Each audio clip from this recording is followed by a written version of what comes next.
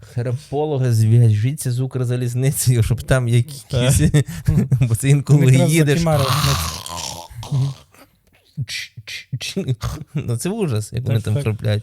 Там такі бітбокси, це піздець. Храп – це, ще раз повторюсь, ожиріння, потім алкоголь. А чого? Яка причина? Ну, типу, повітря має проходити через дихальні шляхи. Дихальні шляхи – це, якби, умовно, так, труба, да? Да-да. І ожиріння, воно звужує трубу з різних сторін, і просто вужче становляться місце походження, воно вібрує все це Це як діло. черембіта, це То це звужена труба, Андрюшка.